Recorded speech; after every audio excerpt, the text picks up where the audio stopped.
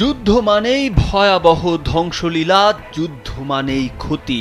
তবে আধুনিক যুদ্ধ যে কতটা ভয়াবহ হতে পারে, মাত্র ৮৭ ঘন্টার পাক ভারত যুদ্ধে তা অনুধাবন করেছে বিশ্ব। পাক ভারত যুদ্ধ শুধুমাত্র রণাঙ্গনেই নয়, তা আঘাত হেনেছে স্টক মার্কেট, অর্থনীতি ও মানুষের আস্থা বিশ্বাসে। প্রতি ঘন্টায় $1 বিলিয়ন ক্ষতি হিসেবে সামনে এনেছে আধুনিক যুদ্ধের ভয়াবহ মূল্য। এখন শুধু যুদ্ধ বিমান, ক্ষেপণাস্ত্র বা ড্রোন নয়, যুদ্ধে জয় পরাজয়ের প্রকৃত মাপকাঠি এখন নির্ভর করে শেয়ার বাজারের পতন, মুদ্রার অবমূল্যায়ন, সরবরাহ ব্যবস্থা ভেঙে পড়া, বিমান চলাচল বন্ধ ও বিদেশি বিনিয়োগ হারানোর উপর। গেল ৭ মে রাত ১টা ৫ মিনিট অপারেশন সিঁদুর নামে ২৩ মিনিটের ঝটিকা সামরিক অভিযানে পাকিস্তানের ৯টি বেসামরিক লক্ষ্যবস্তুতে আঘাত হানে ভারতীয় বিমান বাহিনী।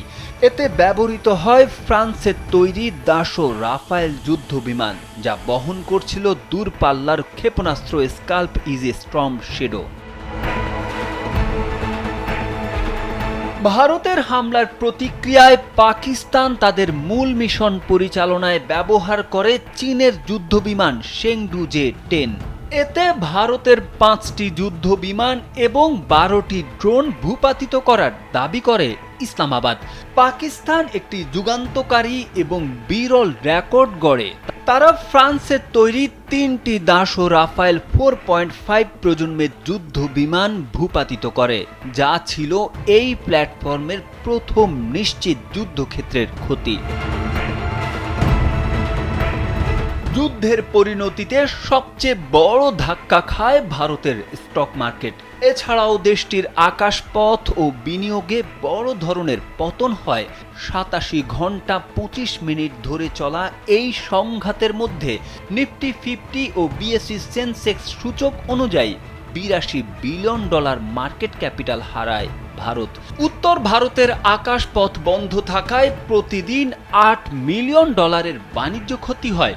ইন্ডিয়ান প্রিমিয়ার লিগ আইপিএল স্থগিত হওয়ায় $৫০ মিলিয়ন ক্ষতি হয় টিভি সত্ত্ব, টিকিট বিক্রি ও বিজ্ঞাপন থেকে।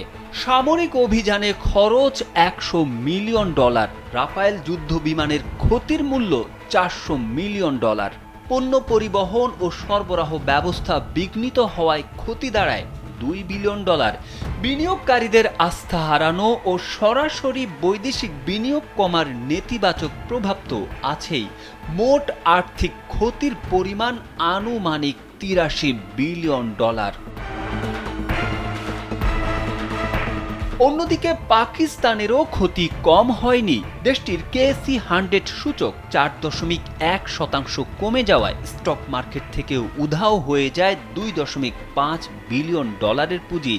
পাকিস্তান সুপার লিগ পিএসএল স্থগিত হওয়ায়, আকাশপথ বন্ধ থাকায় এবং সামরিক অভিযানে খরচ সহ পাকিস্তানের মোট ক্ষতি প্রায় $৪ বিলিয়ন।